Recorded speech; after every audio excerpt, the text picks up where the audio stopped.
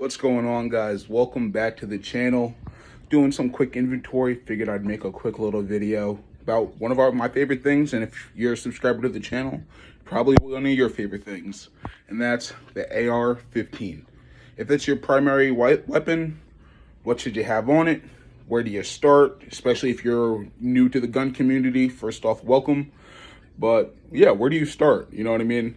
So if you're new to ARs, new to the weapon community, stay tuned. This video is for you. All right, so here is my AR-15. This is actually my first build. Had it for a couple of years now. Never had any problems. But yeah, like I said, point of this video is, where do you start? You know what I mean? If this is your first AR, what should you get on it? Obviously, this thing came stock, no laser, no lights, no bipod, no ambi, anything. So yeah, this is kind of my video. Just wanted to make a quick run through of what I have on my AR. Some things that you guys could take a look at, or hopefully give you some ideas. All right, so first off, where would I start? Most importantly, before you do anything, you need a flashlight. I think that's the number one go-to. You can't shoot what you don't see, especially at night. If your weapon is primarily for home defense, most things happen at night. So if you can't shoot, if you can't see it, you can't shoot it. With that, I love these little pressure pads. You know what I mean? You could hold it to put it on. Boom, press on and off, or, I love that. Second, I love the laser, but I think as far as importance, definitely the ambi charging handle. This is a Radian Raptor. This was actually probably one of my first upgrades, and I love this thing, especially being a righty, being able to rip this thing from both sides. And the gut weapon is clear, checked it prior, but having that ambidextrous is second to none. Kind of with that is having an ambidextrous safety.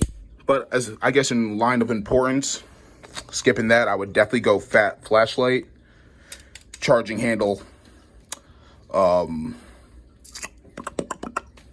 Yeah, this thing, sling. Thank you. So with this sling, I kind of keep it, bundled up back here, but I love it. You know what I mean? It's one of the ones, you could pull to tighten it, pull to release it. Never had any problems. It does its job. Next, definitely an optic. I guess you definitely probably need an optic more over the sling, whether, it's iron sight or a 1x6, 1x8, or whatever you put on there. But yeah, definitely an optic. Like I was saying before, though, having an ambidextrous safety, it's just something that you could hit on both sides. It just makes life so much easier for you. Like I said, same thing, just having that on the charging handle, it definitely makes life easier. Not as important, but definitely nice to have, is the green laser. It just makes life easier. You know what I mean? Not having to look down the sights, but you could still acquire a target. Second to none.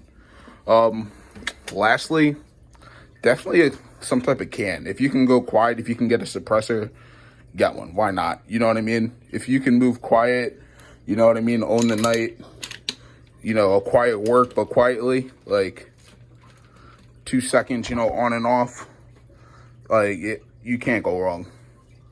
So with that, the bipod, this is my whole setup, you know what I mean? But yeah, you can't go wrong with that 16-inch AR-15. And if you are gonna have a 16-inch, definitely recommend having at least a 1x6. I love the little red dot, but get something that's versatile that you could, at least reach out and touch somebody.